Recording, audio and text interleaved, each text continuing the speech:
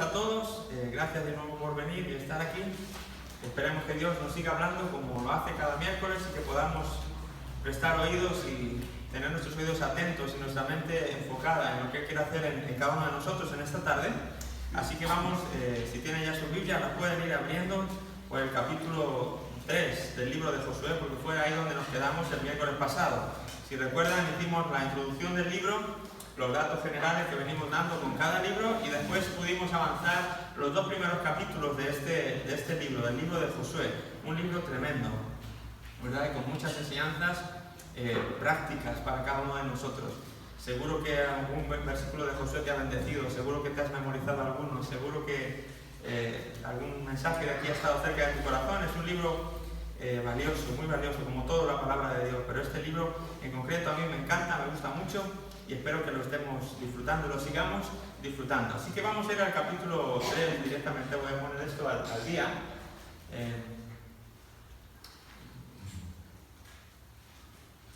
Tenemos aquí el bosquejo, el énfasis, la introducción y los dos primeros capítulos. Lo habíamos dejado en este, ¿verdad? Que fue también lo que hablamos el domingo, la historia de Rahab, de esta mujer, y bueno, pues todas las lecciones que podemos aprender de ella, ¿verdad? De cómo recibe a los espías y de cómo, a pesar de su condición, a pesar de los pesares, de todo lo que tenía en contra, ella consigue por la fe vencer todo eso y poder ser contada con el pueblo de Dios, su vida perdonada, la de su familia entera perdonada, y después, como decíamos, pasar al linaje, a la genealogía de Jesús. Así que increíble, qué buena lección para todos nosotros, de que nuestro pasado no tiene por qué condicionar nuestro futuro. ¿De acuerdo? Nuestro futuro ya no está escrito, lo escribimos cada día tú y yo con las decisiones que tomamos. Así que siempre estas historias, ya saben, no son meramente históricas, tenemos que buscar el lado práctico y el lado actual para nuestras vidas. Y cómo podemos traer lecciones de hace 1500 años al año 2017 y empezar a vivirlas en nuestro diario vivir, cada uno de nosotros. Ese es el reto con la palabra de Dios. El reto para la palabra de Dios no es saberla solamente, no es memorizarla solamente, es intentar implementarla en nuestras vidas, en todas las maneras posibles. Así que estuvimos, como digo, viendo el capítulo 2 y lo dejamos ahí. Entonces los espías han vuelto, después de ser protegidos por Rahab, vuelven a darle las noticias a Josué de lo que se van a encontrar y que están listos entonces para cruzar, después de dar su informe y su reporte. Así que estamos en el capítulo 3. ¿Qué pasa ahora? Entonces es el cruce del Jordán. Estaban ahí antes de cruzar el Jordán, los espías son enviados a la ciudad, espían Jericó, traen el reporte, y ahora que toca, pues seguir avanzando, ¿verdad? Ahora sí que sí, cruzar el río Jordán. Dice ahí que Josué encuentra su primera imposibilidad natural como líder que era. ¿Cuál va a ser esa imposibilidad natural? Pues en este caso un río, ¿de acuerdo? Podría haber sido cualquier otro, pero en este caso para Josué es un río caudaloso, un río grande que no es fácil pasarlo, ¿no? Toda la muchedumbre de gente cruzar al otro lado. Van a necesitar algo especial. No es algo que humanamente en sus fuerzas y sus recursos pues puedan empezar a hacer, cruzar. Así que le va a tocar, bueno, pues confiar en algo más que sus propias habilidades, en algo más que sus propios recursos.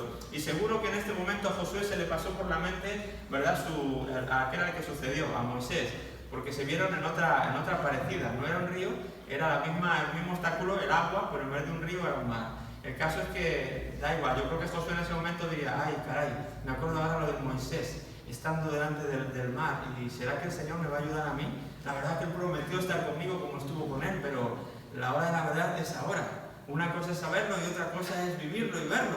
Así que yo no sé si Josué tendría una mezcla de nervios, de emoción, de confianza, no sé exactamente qué pasaría por su mente, pero el caso es que lo que necesitaba era un milagro de Dios, era que Dios actuara en su favor como lo había actuado en favor de Moisés al hacerles cruzar el Mar Rojo. Josué entonces dice, antes de que Dios le hable, muestra la misma fe de hace 40 años. Esto es importante, ¿verdad? Siempre tenemos que llevar nuestra fe por bandera. No podemos empezar a dudar y cambiar de bandera. Si donde antes estaba la bandera de la fe, ahora de repente está la bandera de la duda o está la bandera del temor. ¿De acuerdo? Veamos o no veamos lo que Dios vaya a hacer. Nuestra boca tiene ya que proclamar por delante lo que esperamos que Dios haga. Y esto es lo que está haciendo Josué. Antes de que Dios obrara, antes de ver nada, ni sentir ningún aire especial en el ambiente, ni ninguna sensación de ningún tipo, él proclama: no se preocupen, Dios está con nosotros. Dios va a cruzar la misma fe que él había mostrado anteriormente, hace 40 años, cuando llegaron al informe y dijeron, sí se puede, aunque hay gigantes, podemos, Dios está con nosotros, los frutos son grandes, y pudo ver el lado positivo. De la misma manera le está pensando ahora, sí vamos a poder. Así que él está intentando animar al pueblo a creer en los imposibles. Para tener un Dios de las cosas posibles, de esos ya hay muchos, ¿verdad? Josué diría, Dios es de cosas posibles y hay muchos, Dios es de imposibles y hay menos. Más bien, hay solo uno, y es el Dios de Israel. Pero Josué está mostrando su confianza. Él dice, Jehová hará mañana maravillas entre nosotros. ¿De acuerdo? Era un día antes, aún no había llegado el día, pero él ya estaba preparando al pueblo. Mañana, no se preocupen, Dios va a estar como estuvo con Moisés. Dios va a hacer maravillas en medio nuestro. Él manifiesta esa fe, y creo que es importante para nosotros también. Intenta pensar en tu vida, qué posibilidades puedas tener en este momento. ¿Qué ríos hay en tu vida que necesitas cruzar? ¿Qué mares? ¿Qué tormentas? ¿Qué montes? ¿Qué montañas? No lo sé. ¿Cuál es la imposibilidad que estás viendo para conseguir aquello que crees que Dios te ha dado? Pero mucho va a haber que tú puedas ya anticipar la victoria en fe, reclamarla, incluso animarle a otros. Yo sé que con Dios esto va a ser posible. Yo sé que gracias a Él este río dejará de ser río delante de mí y será un camino seco por el que yo pase. Como muestra de que Dios sigue siendo el mismo y que no ha cambiado de planes, Él va a actuar con el mismo poder que tenía en el pasado. El Señor, Jesús, Dios, Él es el mismo, dice ayer, hoy y por los siglos. Dios no cambia. Dios no ha limitado su poder, Dios no ha cambiado, no hay variación, no hay las mismas características que había entonces, hay ahora. Y Josué sabía eso, Josué sabía que el Dios era el mismo. Así que notar que, como dice aquí, que es el mismo milagro, pero es un método distinto. ¿Cuántas veces nos queremos, como he dicho ya varias veces, nos aferramos como a las fórmulas o a los métodos que se usaron en el pasado, pensando que como fueron buenos en el pasado, pues seguramente es lo que tenga yo que hacer hoy? Y eso nos limita o nos impide el hecho de buscar a Dios por si el método fuera distinto. El Dios es el mismo, pero en este momento, si hubiera tenido que actuar como Moisés, entonces él hubiera tenido que levantar la vara, ¿verdad? Y decir, a ver, y que se abran las aguas, pero ahora no había que levantar la vara, era una cosa distinta. El Dios era el mismo, el poder era el mismo, pero Dios decide cambiar los métodos. ¿De acuerdo? Entonces no siempre tiene que ser de la misma manera. Ahora no va a ser una vara, ahora no van a ser los sacerdotes con el arca, entrando al agua, pisando, y cuando los sacerdotes con el arca en los hombros pisaran en medio del río, ¿verdad? Las aguas del río Jordán, entonces dice que el río se iba a detener. ¿De acuerdo? Método distinto. Moisés alzó su vara y se abrieron las aguas. Aquí los sacerdotes pasaron con el arca, se pararon en medio del río las aguas se detuvieron más arriba, en la ciudad de más arriba. Técnicas diferentes, métodos distintos, estrategias distintas, pero el mismo Dios, el mismo poder. Y eso nos mantiene frescos, eso nos mantiene, Señor, ¿cómo hay que hacerlo ahora? Tú puedes hacerlo como quieras, porque tú eres el Señor de los mares, de la tierra, del universo. Pero ¿será que tengo que sacar la vara o será que tengo que mandar a los sacerdotes? ¿Cuál es el método? Y esto es muy útil para nuestra vida también, porque a veces hacemos como decía antes, intentamos buscar en el baúl de los recuerdos el método de ayer y lo intentamos importar al día de hoy. Cuando Dios dice, no, olvídate del ayer, tú búscame hoy. Porque aunque yo soy el mismo y no cambio, mis métodos para ti sí pueden ser distintos. Mi forma de actuar en medio tuyo sí puede ser distinta. No copies lo que hice con tu hermano. Quizá con tu hermano le dije que lo hiciera de cierta manera, pero contigo lo voy a querer hacer de otra. ¿Sí? Entonces, ¿qué es importante aquí, como siempre? Que nuestra relación con Dios esté fresca. Que nuestra relación con Dios esté en estos dos canales de dirección, Señor, hablando, escuchando y escuchando. Y estar seguro de qué quiere Dios para mí, aunque mi situación sea la misma que la de mi hermano. Pero ¿qué quiere Dios para mí? ¿Será el mismo método o será un método distinto? Nunca olvidemos estas lecciones, ¿sí? Son importantes. Muy bien, pues esto es el capítulo 3. Básicamente es el cruce del Jordán, lo que Dios le manda para cómo hacer este cruce.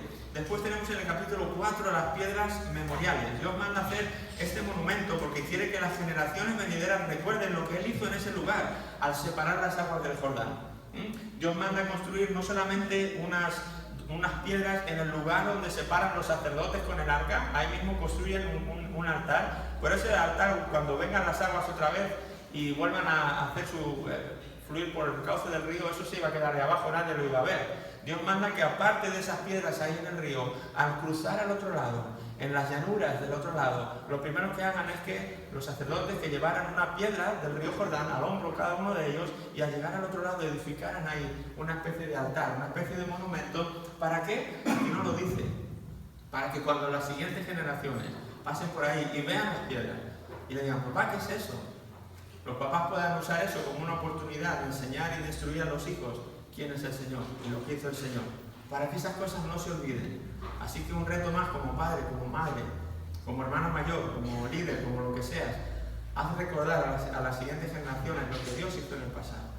¿Sí? Hazles recordar quién es Dios, cómo obró Dios a favor tuyo en tu vida, cómo obró Dios con Israel, que no se olviden las cosas que Dios hace, que no se olviden, que pasen de generación en generación, y que como padres tengamos esta responsabilidad y la asumamos. Perdón que no había pasado yo esa, ahora sí.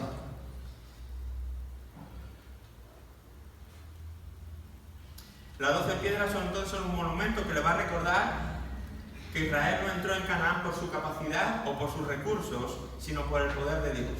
¿Sí? Es fácil decir, no hijo, fíjate que nosotros, yo recuerdo a mi abuelo cuando me contaba las historias de la guerra, ¿verdad? Cuando yo era chiquitito, él llegaba y me decía, mira, y venían los aviones y pasó esto, y el día que cruzamos el Ebro, y él me contaba, bueno, él le tocó la guerra civil española, y me contaba, de siendo yo chiquitito, me contaba batallitas de cómo él tuvo que participar y las cosas que le pasaron, ¿verdad?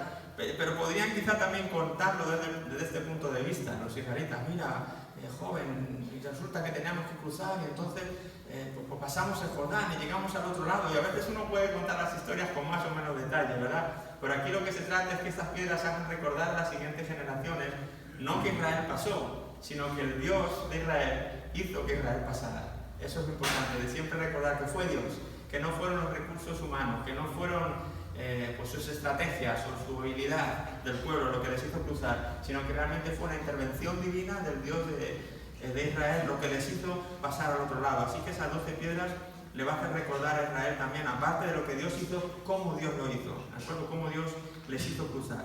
El versículo 14 nos recuerda que es Dios el que engrandece, así que no intentemos hacer lo que le corresponde a Dios, dice ahí.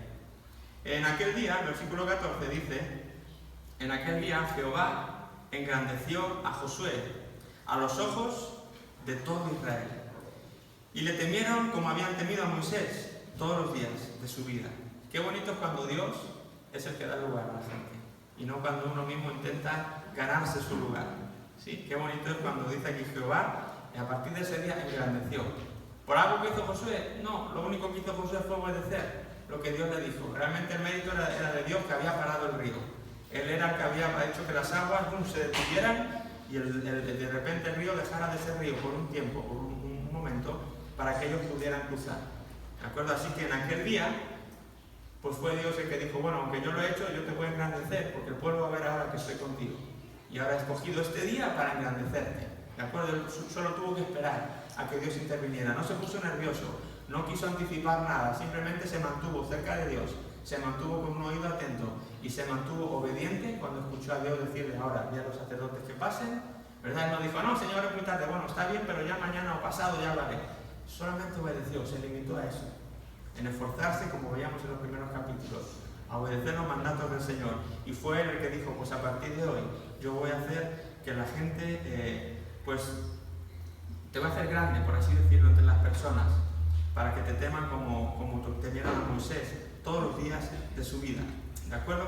De nuevo Dios delega la responsabilidad de contar las obras de Dios a los padres, quienes deberán contárselas a sus hijos. Nuevamente, como decía antes, siempre como padres, tómate un tiempo con tus hijos. No solamente de manera informal, sino de manera formal. Aprovecha tiempos para tomar a tus hijos y explicarles la palabra de Dios, explicarles lo que Dios ha hecho en tu vida, explicarles lo que no entiendas de la Biblia. Es nuestro principal ministerio, si se me permite. Antes que cualquier otro ministerio, nuestra familia es nuestro primer ministerio. Yo lo creo con todo mi corazón. Y creo que si somos muy eficaces en la iglesia, pero estamos desatendiendo nuestra casa, algo no está funcionando bien. Nosotros padres somos los primeros que debemos tomar la responsabilidad de instruir a nuestros hijos en los caminos del Señor, de enseñarles la palabra de Dios, de enseñarles a obedecer la palabra de Dios y de ser diligentes en este asunto, ¿de acuerdo? Y también ocuparnos de la iglesia, claro que sí, y servir en la obra del Señor. Pero no seamos negligentes con este aspecto. El propósito de los milagros, dice ahí, de Dios va a ser doble, según lo que nos cuenta el versículo 24. ¿Quién puede leer el versículo 24 del capítulo 4? Venga, alguien que esté ahí con su Biblia preparada y tenga una voz. Yo. Venga. Para que todos los pueblos de la tierra conozcan la mano del Señor, que es fuerte, para que temáis al Señor vuestro Dios todos los días. Muy bien, así que el propósito de los milagros de Dios es doble. Uno, para que las demás naciones sepan que Dios es poderoso, ¿de acuerdo? Él no hace solamente los milagros porque sí, él tiene propósito, no es un show lo que él pone, él tiene propósito por lo que está haciendo. Y él va a querer ver que las demás naciones sepan que el Dios de Israel es un Dios de poder. No es un Dios ficticio como el de otras naciones, cananeas y demás que les rodean.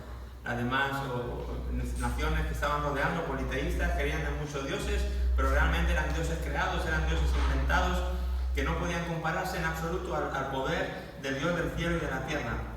Y estos milagros que Dios está haciendo a través de sus siervos tienen este doble propósito. Uno, demostrar que Dios es poderoso, y después hacer que su pueblo le tema, que realmente le tema, no que le tenga miedo y que no un miedo que te haga huir, sino ese temor reverente, ese temor santo de decir, caray, a veces como con esto de ser amigo de Dios puedo confundir los términos, que no se me olvide que estoy tratando con el Dios del cielo y de la tierra, con el que creó el universo, que no es cualquier Dios, que me da toda la facilidad del mundo y toda la confianza del mundo, pero que en mí esté ese temor santo y reverente de obedecerle, de hacer las cosas bien, de querer agradarle en todo lo que hagamos con nuestra vida. Así que los milagros que él hace nos llevan a esas dos cosas, ¿verdad? Por un lado, que el pueblo de Dios le tema, y también que las demás naciones de alrededor puedan ver el poder de ese Dios y quieran, se vean atraídas a querer ser parte, como Rahab le pasó, a querer ser parte del pueblo de Dios. Ella fue lo que dijo, esta mujer, lo veíamos el domingo, es que hemos oído y hemos sabido lo que es el Dios Jehová hizo con su pueblo sacándole de Egipto, y hemos oído cómo derrotó a esta nación, y hemos oído cómo derrotó a la otra nación, y hemos escuchado, yo sé que hemos visto su poder. Una mujer cananea de otra nación, al ver el poder de Dios, de alguna manera temió y tuvo fe en ese Dios y quiso ser parte de eso, ¿de acuerdo? Así que ese es el propósito, uno de los propósitos de los milagros de Dios, mostrar su poder a otras naciones, y que tanto las naciones como su propia nación, su propio pueblo, le teman y le obedezcan. Muy bien, capítulo 5, entonces, el capítulo 5 es Gilgal. El capítulo 5 nos habla de Gilgal. ¿Qué ocurrió ahí? Aquí es donde Dios va a mandar a Josué que circuncide a todo el pueblo, ¿de acuerdo? ¿Por qué va a mandar Dios esto si ya lo había mandado? ¿De acuerdo? Pues sencillamente porque es otra generación. Estos son los niños del desierto que no habían sido circuncidados en su tiempo, sino fueron sus padres, pero aquí ya hay una generación totalmente nueva, los padres ya pasaron, ahora son los hijos de esos padres circuncidados los que están ahí, pero realmente ellos no han recibido en sus propias carnes la circuncisión. Por lo tanto, este va a ser el momento en el que Dios le va a mandar a Josué que circuncide al pueblo, así como Moisés ya lo había hecho con los padres. Así que, ¿qué nos dice esto? Que la experiencia del pacto de Dios con su pueblo no puede estar basada en la experiencia de mis antepasados. Yo no soy cristiano porque mi papá fue cristiano, mi abuelo fue cristiano, y como me llevaron a la iglesia y como tengo este linaje de que ellos lo eran, pues yo tengo que serlo, si es que ese ha sido tu caso. Aunque hubiera existido en tu caso que tu padre, que tu abuelo, que tu bisabuelo ya eran creyentes, el pacto tenemos que ratificarlo personalmente. No importa lo que ellos hicieran, el pacto que ellos hicieran o cómo ellos trataran Dios con ellos y ellos con Dios. Nosotros somos una nueva generación y tenemos que caminar en nuestro propio pacto y tenemos que apropiarnos de nuestras propias promesas. No podemos confiar en la fe de papá. Es que mi papá tenía mucha fe, por lo tanto yo sé que no, tú necesitas tu propia fe. Yo necesito mi propia fe. Está muy bien que fueron buenos modelos, está muy bien que me dejaron una herencia, está bien, pero al final el pacto yo tengo que ratificarlo personalmente. Mi experiencia con Dios tiene que ser la mía, no la de mi papá, ni la de mi abuelo, ni la de mis antepasados. Así que aquí ellos tienen que aprender esta lección. Ellos ahora necesitan también experimentar en sus propias carnes, nunca mejor dicho, lo que es el sentirse parte de un pueblo escogido, de una nación escogida por Dios, y tener una señal que les identifica como tales. El primer día día que comieron del fruto de la tierra prometida, dice que cesó el maná. ¿No es maravilloso esto? Me fascina esto, este milagro. Cómo Dios fielmente estuvo manteniendo a su pueblo con el maná que descendía del cielo y les estuvo alimentando durante tiempo y tiempo y tiempo. Y aquí dice que después de la Pascua, ¿verdad? Que acababan de celebrar la Pascua nuevamente, la otra la habían celebrado en el Sinaí, pero ahora había pasado de nuevo otro año, estaban otra vez en el mes primero, y dice que en este momento, después de celebrar la Pascua, al día siguiente comieron ya de los frutos de la tierra de Canaán. En ese momento el milagro de Dios cesó. En ese momento, ese milagro que decíamos que hasta que se habían habituado, ¿verdad? Que ya lo aborrecían, porque este pan liviano, que se quejaban ellos, ¿no?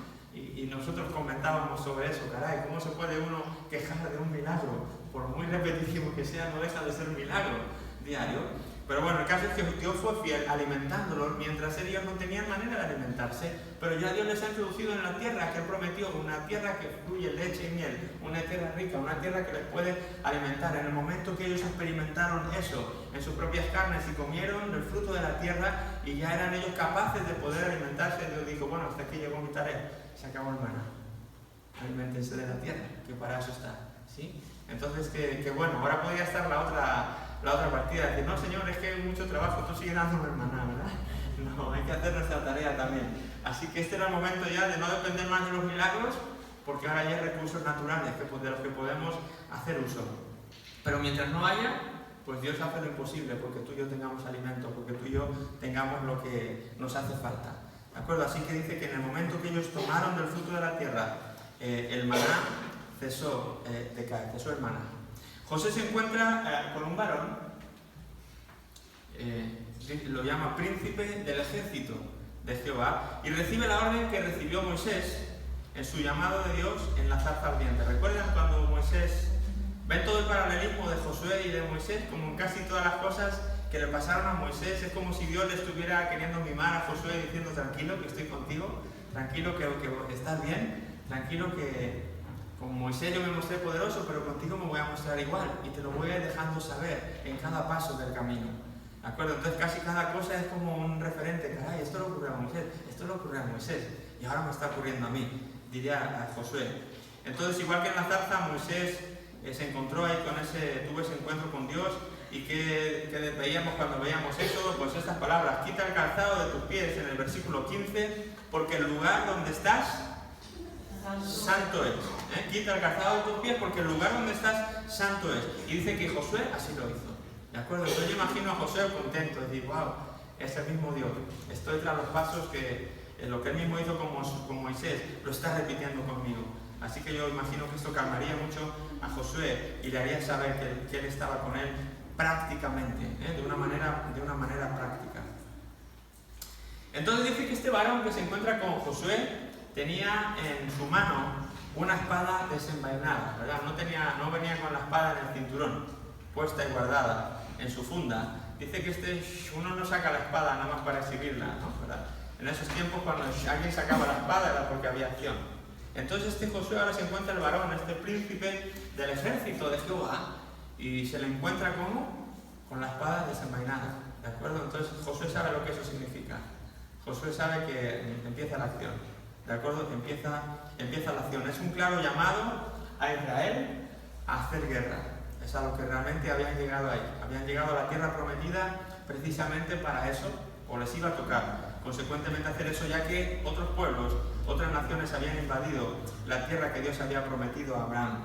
El método que Dios usa es atacado por muchos críticos de Israel y del mismo Dios, tachándolo de atroz y de sanguinario. Y nos vamos a encontrar aquí ahora durante todo el libro de Josué, prácticamente con el mismo tema que nos encontramos en el capítulo 31 de Números, si recuerdan. ¿Recuerdan cuando vimos el capítulo 31 de Números? Vimos un incidente con los madianitas, ¿de acuerdo? Y cómo Dios manda que maten a mujeres, a niños, ¿verdad? A todos los varones, obviamente. Y tratábamos este tema de cómo la gente, cuando no cree en Dios, le es fácil usar todos estos términos, incluso que creyentes les cuesta entender todo este lenguaje que Dios usa y el porqué, las razones de por qué Dios puede mostrarse, si es un Dios de amor, cómo puede mostrarse con tanta crueldad y con tanta fiereza, por así decirlo, al tratar con las personas. Y de aquí vamos a encontrar lo mismo, no una vez ni dos, sino repetidas veces. Y por lo tanto vamos a volver a tratar un poquito este tema para de nuevo abordarlo e intentar estar tranquilos mientras leamos todas las batallas que vamos a leer después de Josué y del pueblo de Dios. Esta guerra no era una guerra normal. La guerra de la conquista de la tierra prometida no era una guerra convencional. ¿De acuerdo? ¿A qué me refiero con eso? En Deuteronomio 20, del 10 al 18, se nos habla de dos tipos de guerras. Hay dos tipos de guerras. Una sería la guerra convencional, ¿no? Un ejército con otro ejército, de repente pues se enzarzan en una especie de guerra, ¿no? Pero hay otro tipo de guerra distinta, que es esta que estamos hablando aquí. Es una guerra de exterminio total. Estos son los dos tipos de guerra que Dios había especificado, por así decirlo, en los versículos 10 al 18 de Deuteronomio 20. Como oigo por ahí las hojas, si quieren lo vamos a leer. Lo vamos a leer.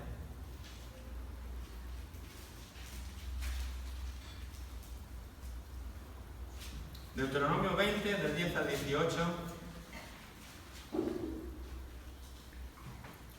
Cuando te acerques a una ciudad para combatirla, le intimarás la paz. Y si respondiere paz y te abriere, todo el pueblo que en ella fuere hallado te será tributario y te servirá. Mas si no hiciere paz contigo y emprendiere guerra contigo, entonces la sitiarás. Luego que Jehová tu Dios la entregue en tu mano, herirás a todo varón suyo a filo de espada. Solamente las mujeres y los niños y los animales y todo lo que haya en la ciudad, todo su botín tomarás para ti y comerás del botín de tus enemigos, los cuales Jehová tu Dios te entregó.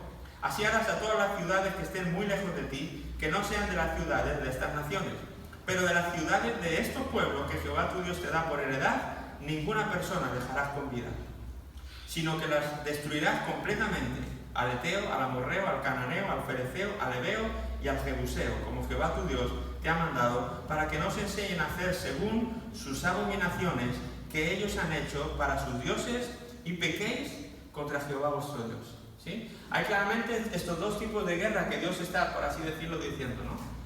Una guerra está cuando vas a una ciudad y le ofrecen la paz y la gente dice, no queremos paz, queremos guerra. Bueno, pues luchar, matar a los hombres y ya está. Y cuando lo ganéis, pues coge la mujer, lo que sea, y continuáis, ¿verdad? Es como que ha sido como una defensa, perdonar a todo lo que se pueda perdonar. Pero habrá otros casos, en este caso, en esta tierra prometida que ustedes tienen que conquistar, no harán igual. No les van a decir, paz, vecinos, ¿quieren la paz? No les van a dar la opción de que les den la paz. Van a entrar y no solamente van a matar a los hombres, van a matar a los hombres, a las mujeres. O sea, es una guerra distinta. Es una guerra de arrasar, es una guerra de exterminar con lo que hay en esas naciones. ¿Por qué? Pues porque Dios en su sabiduría ha visto que esas naciones han llegado a un colmo que no tienen remedio. Han entrado en una espiral, por así decirlo, que no hay manera ya de pararla. Y lo único que puede pasar es que si Israel es blando, por así decirlo, con esas naciones, es que entonces se van a dejar arrastrar al agujero con ellos. Y lo que va a pasar entonces es que no solamente se van a perder ellos, sino que les van a echar a perder a ustedes. Y si les echan a perder a ustedes, entonces se va a echar a perder el plan que tengo preparado a través de ustedes para alcanzar a todo el mundo un día. Recuerden la narrativa que hablábamos al principio de los estudios, ¿recuerdan? El plan es Abraham, y después de Abraham un individuo, después para formar una familia, una nación, ¿verdad?, que sea bendición para todas las familias de la tierra. El plan no era alcanzar solamente a Israel, el plan era empezar por Israel para terminar con todo el mundo. Israel solamente era como un instrumento que Dios escoge para alcanzar a todo el mundo, que es la intención de Dios.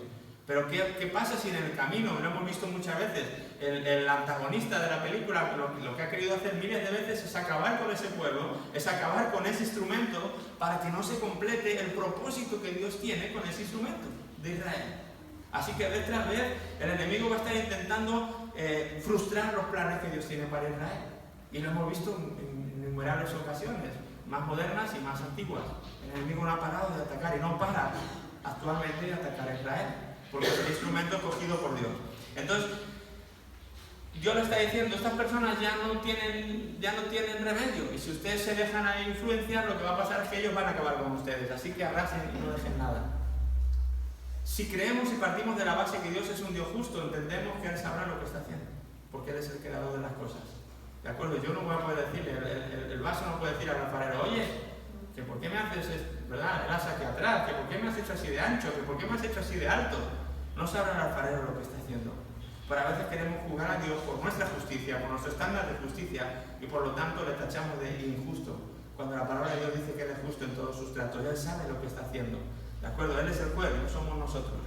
Pero vamos a ver más razones. El caso es que aquí hay detalladas dos tipos de guerra: la guerra convencional, como decía, y la guerra de exterminio. Y todas las guerras que va a librar Josué, las que vamos a ver de pueblo tras pueblo, pertenecen a este tipo de guerra, de exterminio, porque son todas las naciones de Canaán, son todas las naciones de la tierra que ellos van a conquistar.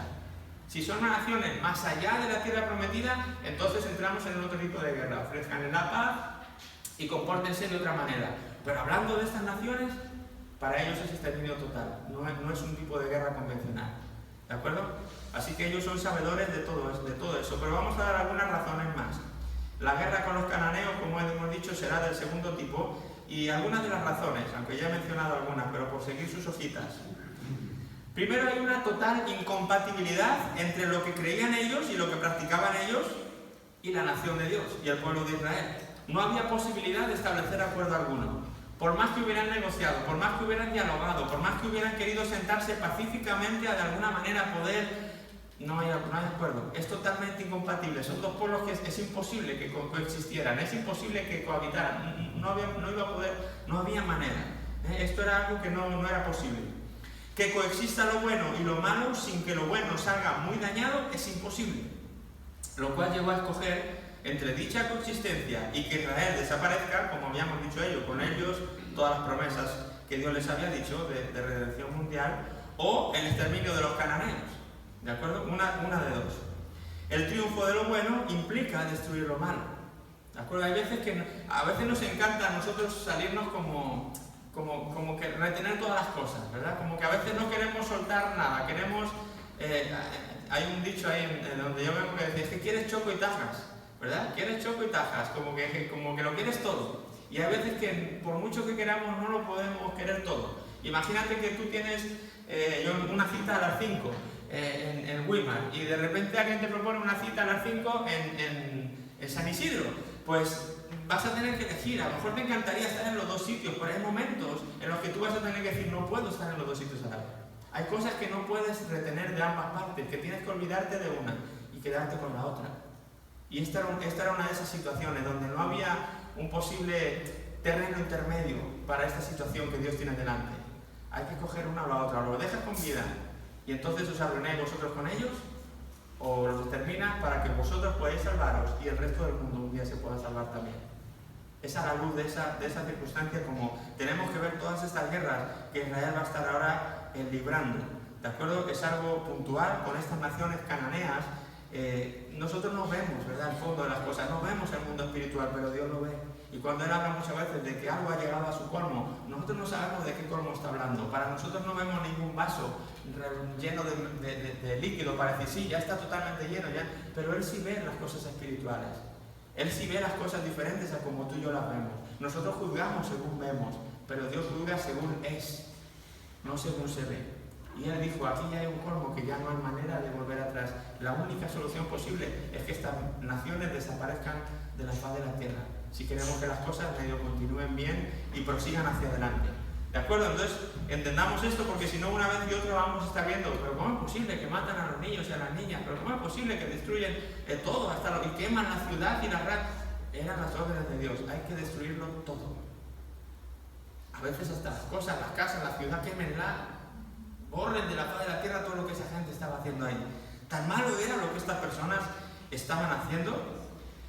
Los cananeos no representan un sistema moral más o menos aceptable, ¿de acuerdo?, sino una estructura maligna que se había perpetuado. Si leemos ya desde Génesis 15 y 16, era algo como que lo que decíamos antes del colmo.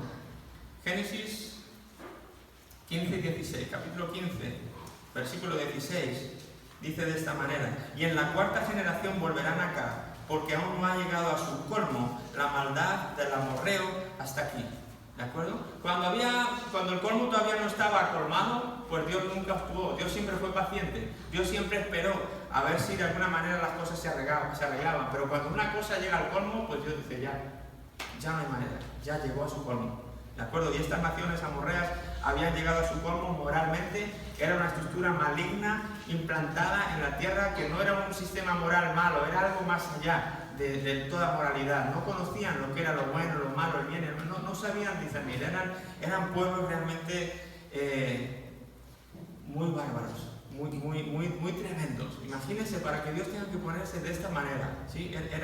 Eran estructuras y maneras de pensar, pensamientos que quizá tú y yo hoy, caray, digamos, no puede ser que hubiera gente que pensara de esa manera y actuara de esa manera. Bueno, esos eran los cananeos, los amorreos y todas estas tierras. La mitología cananea dice que es más brutal que cualquier otra de la antigua Asia occidental. No había otras culturas, no había otras naciones de su época que fueran más brutales, más crueles, que como lo eran las naciones a las que estaban a punto de entrar a conquistar el pueblo de Dios. El culto popular, ya no digo el común, lo que hacía todo el mundo, incluía las prácticas más degradantes del momento: prostitución sagrada, sacrificio de hombres y de niños, eso como algo habitual, ¿verdad? Popular. Los egipcios y los babilonios habían dejado de hacer este tipo de cosas hacía mucho tiempo. O sea, ya naciones bárbaras y politeístas y que no tenían escrúpulos, por así decirlo, estas cosas ya las habían dejado de practicar tiempo atrás como por bárbaras. Bueno, estos todavía seguían, ¿verdad? Y era algo común, popular entre ellos. Culto a las serpientes, que en otras civilizaciones incluso ni se conocía. Entonces uno también dice, caray, esto a veces se habla poco de cómo eran estas naciones. Es fácil juzgar a Dios y decirle que malo es por matar a un pueblo, por matar vidas inocentes. Qué fácil es de echarle la culpa a Dios por decir que quita vidas humanas. Pero no estamos hablando de las vidas humanas que ellos están quitando a su vez a otras personas.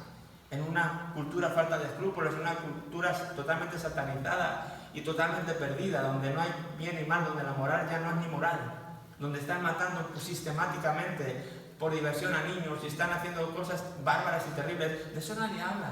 De eso nadie dice, ay caray, hay que darle también el beneficio de la duda a Dios, porque mira qué tipo de gente era. Eso nadie te lo va a decir, pero te van a decir que Dios es muy malo y que fue muy cruel por matar a esta gente de la manera que los mató. No era cualquier gente. Dios no es un Dios malo. Dios no es un Dios que se airea un día se levanta enojado, pues hoy voy a matar a este pueblo. No, Él sabe muy bien lo que hace. Y estas naciones habían llegado al colmo, no había ya esperanza para ellas.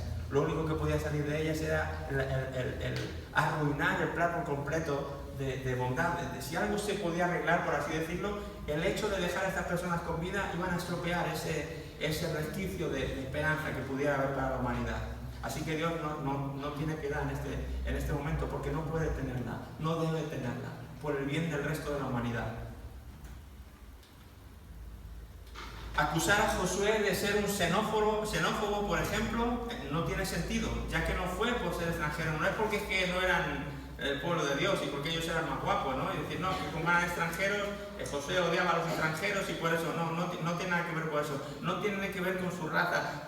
Dios había mostrado generosidad, había mostrado compasión y misericordia con los extranjeros. Él lo había dicho, acéptenlo. De hecho, de Egipto habían salido muchos con el pueblo que no eran de Israel, que se habían querido incorporar. Acabamos de leer que Rahab era cananea y fue aceptada. No era algo por ser otras naciones, era la depravación en la cual vivían y que habían asimilado como forma de vida lo que Josué está atacando, lo que Dios está atacando. No es algo personal. Este Dios es el mismo que en el Nuevo Testamento dice que Él ama al pecador, pero odia al pecado. ¿De acuerdo? Entonces, por mucho que una persona Dios la ame, si no abandona el pecado, Dios no está yendo contra la persona, está yendo contra el pecado en la persona. ¿De acuerdo? Ahora, ese pecado afecta a la persona y la condena. Pero no es nada personal que Dios diga, no, es que me caía mal esa persona y por eso ahora fui contra ella y la condené. No, es el pecado en la persona lo que Dios está juzgando y condenando y por lo tanto condena a la persona. Esto es lo mismo, es la depravación que había en estas culturas, en estas naciones, lo que Dios está atacando. Pero en el momento que hubiera un mínimo atisbo de fe, de esperanza, de alguien que fuera diferente, Dios le iba a rescatar. No importa su nacionalidad, no importaba, como vimos, ni su pasado, ni su condición, ni su profesión, como en el caso de Rahab. Dios siempre estuvo dispuesto a salvar y a perdonar a todo aquel que clamaba o le imploraba, fuera de donde fuera. La presencia cananea es una negación total de la soberanía de Dios sobre esta tierra, un impedimento absoluto a sus planes con Israel y una provocación continua por su corrupción moral, la cual merece un justo castigo. Deuteronomio 18 y versículo 12. Si alguien lo tiene y lo quiere leer, Deuteronomio 18, versículo 12. Porque es abominación para Jehová cualquiera que hace estas cosas, y por esas abominaciones Jehová tu Dios echa estas naciones de delante de ti. Es abominación, no son las gentes, Dios ama a las gentes, pero cuando una gente tiene abominación, tiene cosas abominables y horribles, aún sabiendo que eso Dios lo abomina y lo sigues haciendo, tú solo te estás cavando tu propia tumba. Es tu abominación, es tu pecado, no eres tú. Dios nunca toma nada personal, es un Dios que ya nos había dicho en libros anteriores que Dios no hacía acepción de personas. Él trata a todos por igual, pero Él tiene que castigar el pecado donde está el pecado. Y si el pecado está aquí dentro de mí, no es personal, es mi pecado, es mi aberración, es mi abominación, es lo que yo estoy haciendo. Es el estilo de vida que decido llevar el que me es castigado o no es castigado. ¿De acuerdo? Entonces, se entiende un poquito mejor todo este asunto del por qué la fiereza y la crueldad con la que aparentemente, y es verdad, Dios actúa sobre estas naciones. No menospreciemos la maldad y el cómo vivían estas naciones. Nos hubiéramos, conmovido de ver esas prácticas ahí en vivo y en directo, ¿no? Como pasó después cuando entraron los sirios a conquistar y mataban a mujeres embarazadas y de todo, y no había piedad, y era una crueldad. Bueno, pues ese tipo de crueldad y más era el que estas naciones mostraban, que de hecho se perpetuó porque Israel no fue obediente en hacer lo que tenía que hacer. Ahora iremos a ese punto. Hay una última esta diapositiva hablando todavía de este asunto de las guerras y del Gilgal. Dios ya había exterminado antes a colectivos debido a la saturación de pecados. ¿Se acuerdan, por ejemplo, del diluvio de Noé? En el diluvio de Noé era que Dios de alguna manera había tomado contra esa gente, era que Dios no fue paciente con esa gente, era que Dios los odiaba por alguna razón, por el color de su piel o por ser de otra era para ese tema, o realmente Dios había sido paciente y había extendido su invitación durante años y años y años a través de Noé para que esa gente subiera y subiera. Realmente Dios fue paciente, Dios fue muy paciente, pero a veces la paciencia para mucha gente no tendría límites, sería eternamente paciente y la gente no cambiaría, por lo tanto no arreglaríamos nada. Llega el momento en el que Dios dice: cierra la puerta. El que haya querido subir ha tenido tiempo para hacerlo. Si no lo han hecho, hay un colmo que cuando se toca, no se puede hacer otra cosa.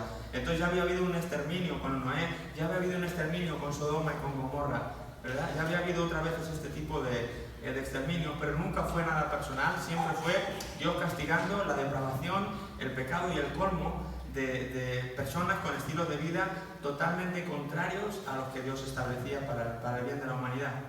La diferencia aquí entonces con estos otros casos es que Dios está utilizando instrumentos humanos en vez de usar un diluvio, o en vez de usar fuego del cielo, o en vez de usar otras armas, otras herramientas. Dios ahora mismo está usando como herramienta a su pueblo, Israel. Es la única diferencia, pero el asunto no es nuevo, Dios ya lo había hecho.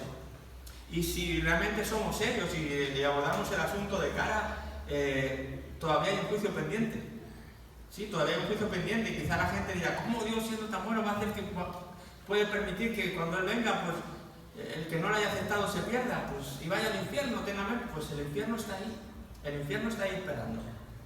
¿Podrá alguien decir que no fue paciente Dios después de 2000 años hace que vino su Hijo y que el mensaje no ha desaparecido de esta tierra? ¿Podrá alguien decir que Dios no ha sido paciente, que ha sido porque realmente le caía mal a esta nación? No van a poder, pero realmente también los días llegarán en el que Dios diga: hasta aquí, hubo tiempo y ahora ya toca cambiar. Vamos a terminar lo que aquí queda, cielo nuevo, tierra nueva, y las cosas cambiarán. Se verá igual de cruel, pero eso no significa que Dios lo sea, ¿sí? Él es un Dios justo y Él es un Dios bueno, y tenemos que partir de esas premisas. En definitiva, dice la justicia de Dios contra el pecado, lo que destaca en el orden de aniquilar a estos pueblos, ¿de acuerdo? Como lo hemos venido diciendo. La desobediencia a este mandato en Jericó provoca tanto la derrota ante su enemigo como la ira de Dios, algo que ocurrirá después con el rey Saúl, ¿de acuerdo? ¿Ustedes creen que Israel obedeció a este mandato o no obedeció a este mandato? No, dice Corina. No. Tristemente no obedecieron, ¿verdad? Y y era una amenaza lo que Dios decía, realmente no era una amenaza. Vimos, o vamos a ver después, que lo que Dios estaba diciendo no era como un hermus, no era un farol, no era un engaño, no era solamente para asustarles. Dios sabía, el día que ustedes no expulsen a algunas naciones de esta tierra que yo le mando, el día que ustedes dejen con vida a estas personas, van a tener terribles consecuencias para ustedes y las demás generaciones. ¿Creen que no pasó así? Pues sí pasó así. No consiguieron hacerlo, lo vamos a ver según avancemos en el libro. Israel no tuvo el valor de ser valiente y obedecer realmente como Dios había dicho que se hicieran las cosas.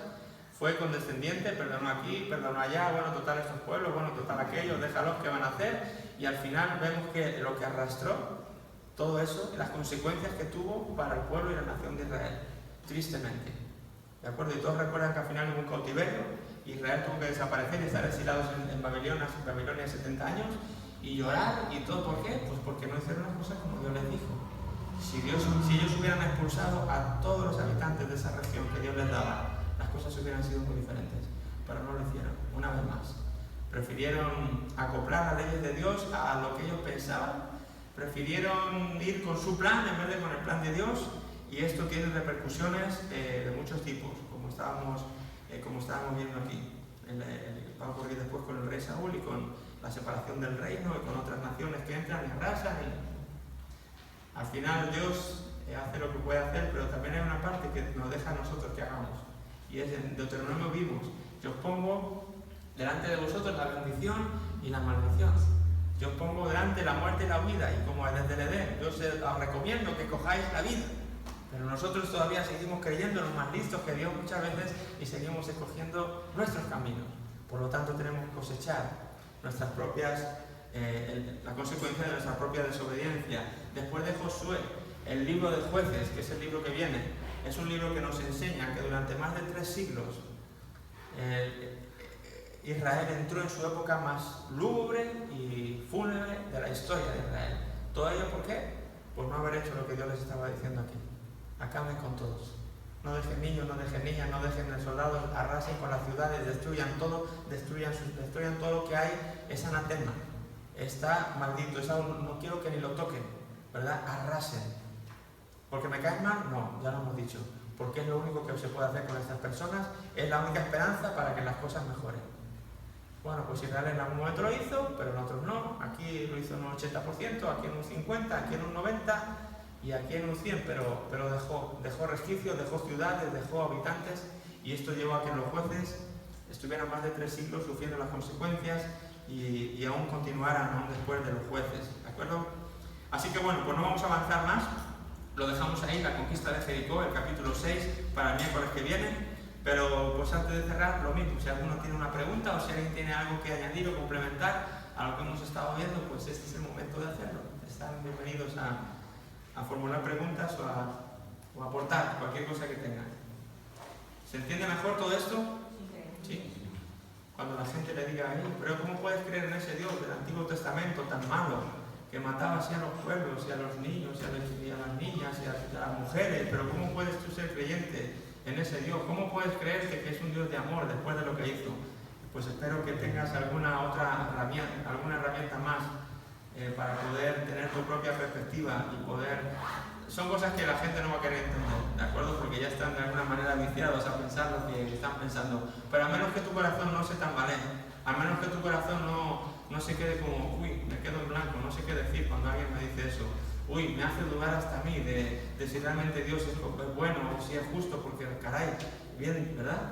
La intención por lo menos es que nosotros como creyentes tengamos esta situación arreglada, tengamos paz de leer situaciones y guerras como estas, y que podamos seguir creyendo que Dios es un Dios bueno y que Dios es un Dios justo, aun a pesar de estas cosas.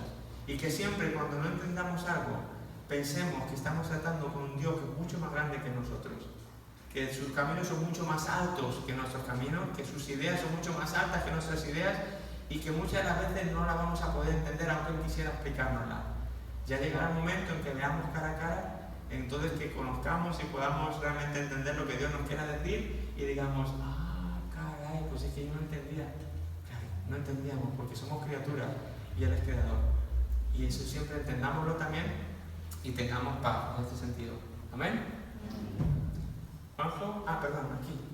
No, entre las cosas que Dios tenía que eliminar sería la homosexualidad, que es abominación según Levítico.